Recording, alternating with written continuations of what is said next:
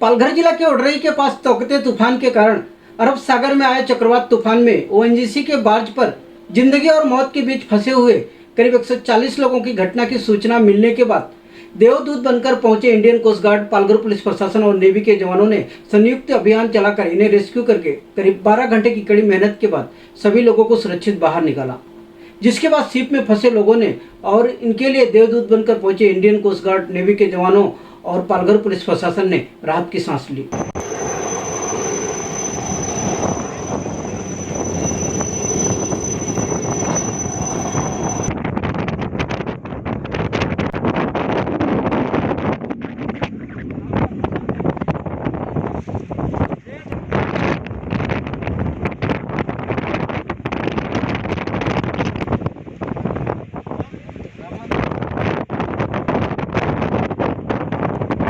पालघर जिला के ओडरई के पास तोकते तूफान के कारण अरब सागर में आए चक्रवात तूफान में फंसे ओएनजीसी के इस बार्ज को, जिसे हम शिप भी कहते हैं, ध्यान से देखिए। इस बार्ज पर करीब 140 लोग जिंदगी और मौत के बीच फंसे हुए हैं और भगवान से प्रार्थना कर रहे हैं कि किसी तरह इनकी जान बच जाए।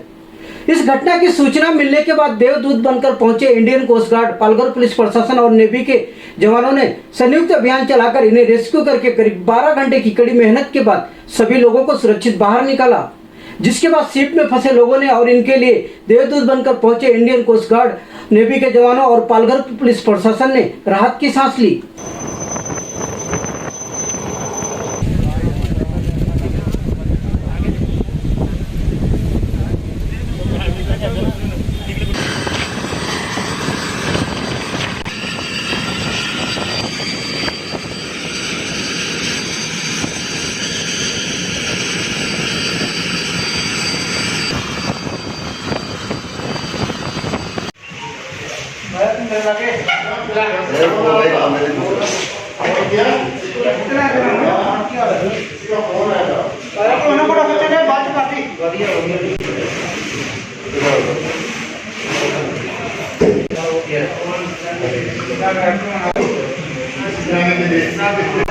हमारे सामने 5-7 आदमी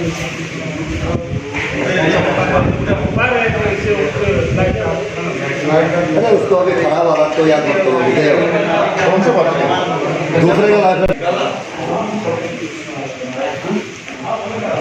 इस रेस्क्यू के लिए नेवी और इंडियन कोस्ट गार्ड के 4 हेलीकॉप्टर लगाए गए थे। इन तस्वीरों में आप साफ देख सकते हैं कि समुद्र में चल रही तेज हवाओं और तूफान के बीच नेवी और इंडियन कोस्ट गार्ड के जवान द्वारा इन्हें किस तरह बाहर निकाला जा रहा है।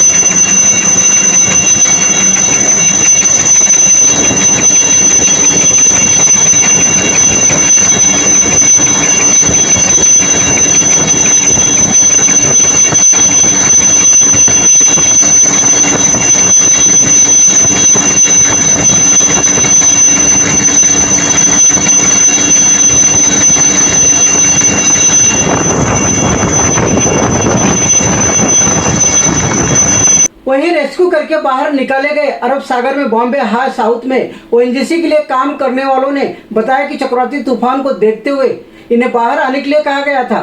जब ये लोग अपना बार्ज लेकर बाहर आने लगे तो तूफान के कारण इनको लेकर आ रही शिप का संपर्क इनके बार्ज से टूट गया। जिसके बाद इन्होंने अलीबाग के पास समुद्र में करीब 13 नॉटिकल माइल्स पर 3 एंकर डालकर बार्ज को खड़ा कर दिया है। लेकिन अरब सागर में चल रहे तूफान के कारण बार्ज के सभी एंकर टूट गए और बार्ज अनियंत्रित होकर सागर में बहने लगा। सागर का तूफानी पानी इन्हें जिधर लेकर जाता ये उधर चले जाते, कभी गोवा की तरफ तो कभी पाकिस्तान की तरफ। तूफानी पानी जिधर लेकर जाता ये बार्ज उधर चला जाता था।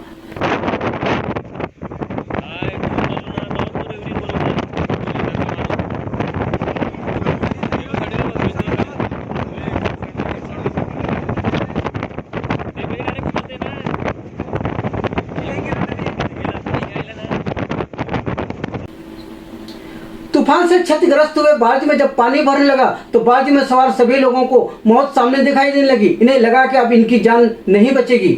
3 दिन समुद्र में भटकने के बाद ये बार्ज मंगलवार की देर रात पालघर ओडरी के पास किनारे से कुछ नॉटिकल माइल्स पर आकर फंस गया। बार्ज में सवार लोगों ने किसी तरह उनके अधिकारियों और कोस्ट गार्ड और नेवी अधिकारियों और पालघर पुलिस प्रशासन को इसकी सूचना दी। वहीं बार्ज में फंसे लोगों ने आप बीती बताते हुए कहा कि अगर Indian coast guard, Palghar police प्रशासन और नेवी के जवान समय पर नहीं आते तो उनकी जान नहीं बचती थी।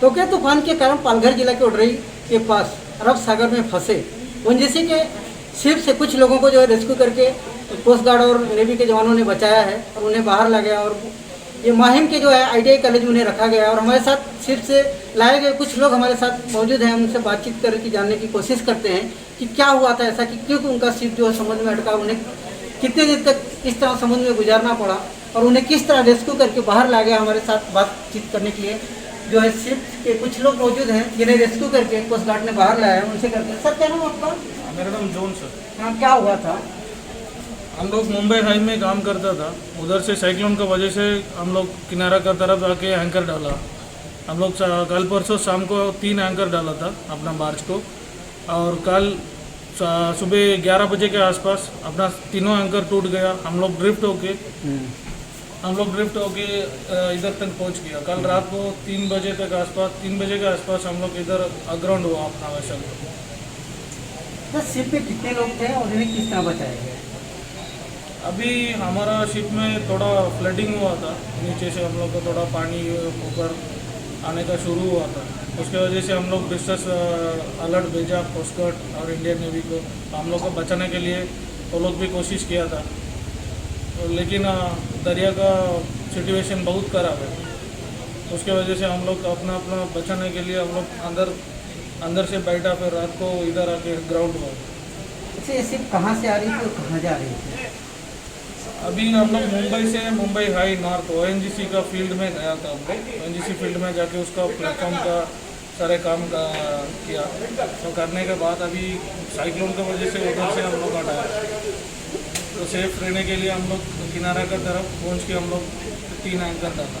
वहाँ पे हम लोग ने अच्छे से काम किया लगातार, और जब पता चला कि 2 दिन बाद साइक्लोन आने वाला है तो हम वहाँ से निकल गए। और टो करने के लिए हमें एक छोटी बोट थी, तो उसने हमें बॉम्बे आई के किनारे तक लाके छोड़ दिया था।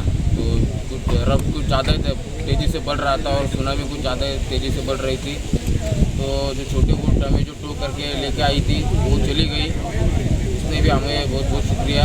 और जब वो हमें छोड़ के चले गए, हम लोग ने एंकर डाल दिया, और एंकर डालने के बाद इतनी तूफानी चली कि एंकर वंकर सब निकल गया और हमें और दिशा की तरफ ले चले लहरें।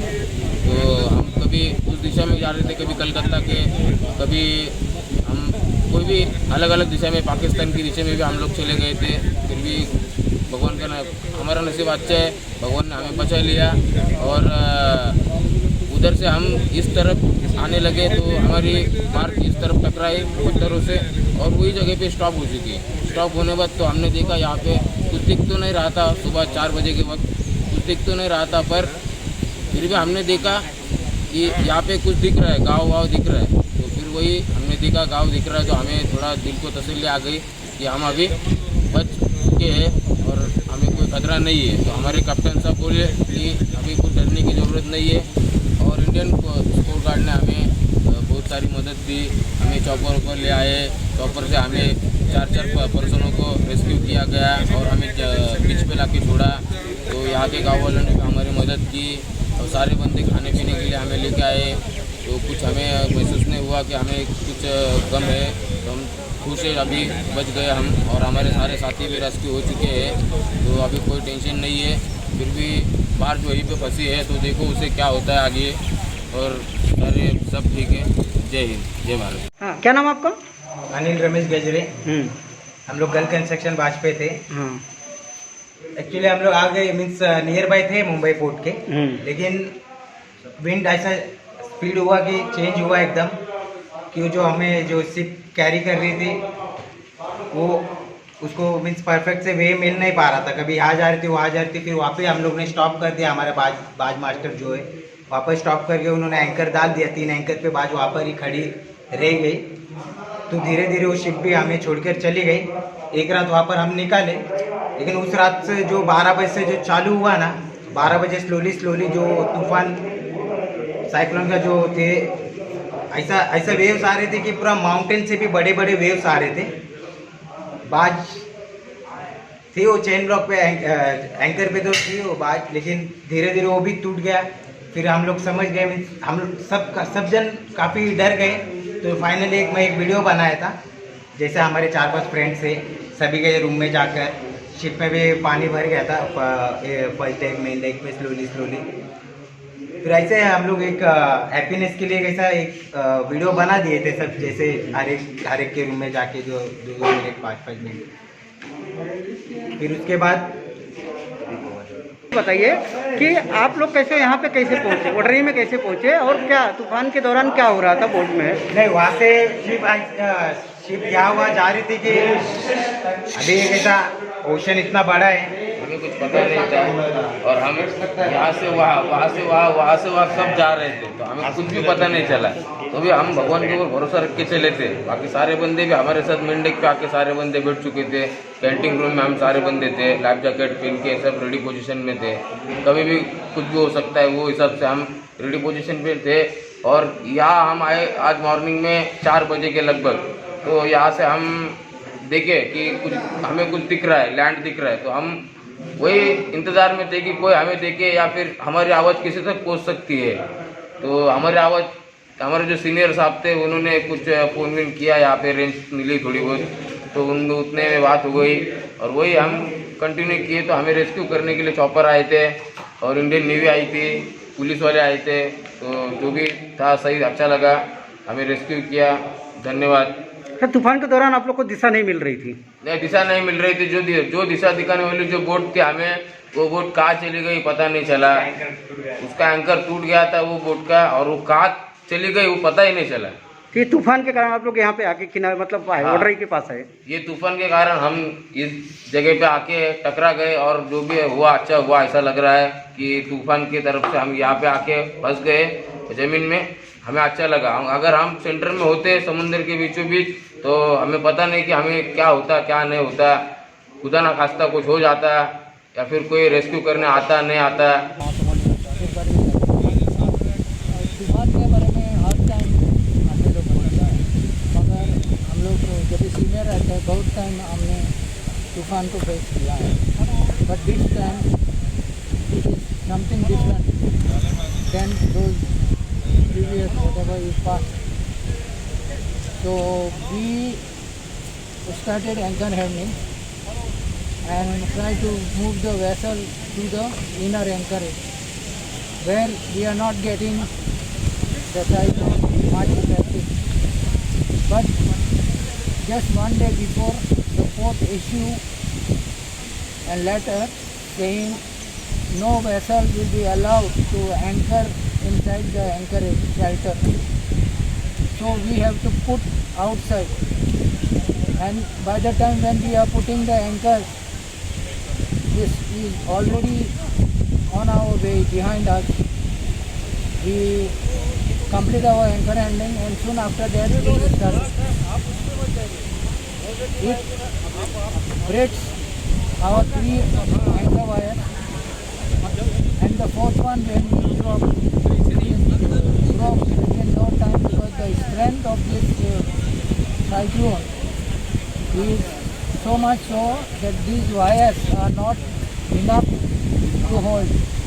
So all my 4 anchors started when I dropped them 700 to 800 meters each wire. Sir ये बोट कहाँ से आ रही थी और कितने घंटे तक आप लोग अटके थे? ये बोट बॉम्बे से आता था, मगर हम लोग हटका नहीं, हम लोग लोकेशन में आया था। जैसा हमको परमिशन नहीं था, सो हमको एंकर आउटसाइड करना पड़ा। सो आउटसाइड ये this is more effective, so it broke our anchor because we had done this anchor handling outside. कितने घंटे तक आप लोग समुद्र में फंसे रहे? हम लोग 2 दिन फंसा, तीसरा दिन रात को हम लोग जाके ग्राउंड हो गए। सर इस दौरान खाने पीने के लिए कुछ बोट में सुविधाएँ थी या किस तरह आप लोगों ने 3 दिन निकाला? अपने पास फ्रूट्स, बिस्किट, एप्पल, ये इसका कमी नहीं है, अपने पास हमेशा भरेला रहता है। So due to this cyclone there was flood into our tank deck and the engine room, so we have to black out the vessel.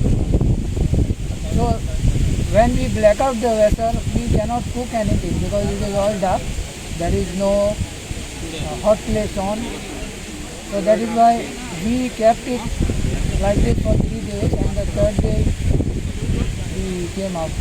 देखा जाए तो आप शिप के कैप्टन हैं और आपके ऊपर काफ़ी बड़ी जवाबदारी है। देखा जाए तो आपकी शिप पे करीबन 150 लोग थे, तो उस समय जब शिप समुद्र में भटक रही थी या शिप के उधर आपको दिशा नहीं मिल रहा था, उस दौरान आपको करीबन 150 लोगों का आपको कैप्टन होने के नाते आपको ज़्यादा प्रेशर रहा होगा। तो इस दौरान आपने क्या महसूस किया और बाकी लोगों को आपने कैसा संतावना दी या कैसे समझा के लोगों को आपने, क्योंकि ये बहुत कठिन दौर था आप लोगों के लिए? तो मैंने आदमी लोगों को बोला पैनिक होने का नहीं, पैनिक बिल्कुल होने का नहीं। साइक्लोन मैंने बहुत फेस किया है, कुछ हुआ नहीं, और पैनिक होएगा तो हम लोग कंट्रोल नहीं कर पाएंगे। तो आदमी लोग ने मेरे को बहुत सपोर्ट दिया और हम लोग पैनिक नहीं हो गया। हम लोग बोला वैसल जाता है, इस तरफ जाता है, प्लॉट करते रह गया और देखा वैसल किधर जाके ग्राउंड होएगा, वो अच्छा जगह में जाके ग्राउंड होएगा। तो हम लोग ग्राउंड होने तक तो शांति से रह गया और वैसल अच्छा जगह में ग्राउंड हो गया। शिप में फंसे लोगों को रेस्क्यू करके इंडियन कोस्ट गार्ड के लोगों ने बाहर लाया है और हमारे साथ इंडियन कोस्ट गार्ड के कुछ ऑफिसर, उनसे बात करते हैं कि रेस्क्यू के दौरान उन्हें क्या क्या कठिनाइयों का सामना करना पड़ा और किस तरह उन्होंने इन्हें रेस्क्यू किया और इस दौरान कितने लोगों को रेस्क्यू किया गया, उस बारे में हम जानकारी लेना चाहते हैं। सर क्या नाम आपका? मैं और हम लोग कोस्ट गार्ड की तरफ से यहाँ पे रेस्क्यू ऑपरेशन के लिए आए थे और हमने सक्सेसफुली 137 लोगों को रेस्क्यू किया है। आज सुबह से ही ये ऑपरेशन चल रहा था। बॉम्बे से हमारे डीआईजी पीके शर्मा जी, जो कि कमांडर कोस्ट गार्ड तटरक्षक दल के जो कोस्ट गार्ड बॉम्बे से टीम है, बॉम्बे से उन्हें कोऑर्डिनेट कर रहे थे और बहुत ही सक्सेसफुली हमने ये ऑपरेशन किया। ये तक 2 देर तक यहाँ से दमन से ऑपरेट हो रहे थे, जिनको 3 से 4 लोगों को एक ट्रिप में वो लोग लेके आ रहे थे और यहाँ पे जिसके लिए मर्दराई जो बीच है वहाँ पे ड्रॉप कर रहे हैं। सर ये रेस्क्यू कितना घंटे तक चला और इस दौरान क्या क्या कठिनाइयाँ आई? ये करीब 12 घंटा ऑपरेशन चला है हमारा और बिना नेटवर्क के बारिश की इतनी तूफानी हवाएं चल रही थी, उसके बावजूद भी चेतक और हमारे कोस्ट गार्ड के जवान डटे रहे और उन्होंने सक्सेसफुली ये ऑपरेशन किया। सर इसमें कोस्ट गार्ड के कितने हेलीकॉप्टर थे या दूसरे और किसी विभाग का सहारा लेना पड़ा था? तटरक्षक सुबह से ही हमारे इस ऑपरेशन में शामिल था। 2 तटरक्षक के चेतक दमन से ऑपरेट हो रहे थे। उन्होंने कंटिन्यू सुबह से लेकर शाम तक करीब 4 बजे तक इन्होंने ऑपरेशन किया है और इसमें हमारे जो वॉलंटियर्स है, ग्रामीण वॉलंटियर्स, उन्होंने काफ़ी सहयोग। आपने देखा ये इंडियन कोस्ट गार्ड के ऑफिसर हैं, इनका कहना था करीबन इस रेस्क्यू के लिए उन्होंने करीबन 12 घंटे तक कड़ी मशक्कत की, जिसके बाद शिप पर फंसे लोगों को जो है बाहर लाया गया और अभी सब लोगों ने राहत की सांस ली।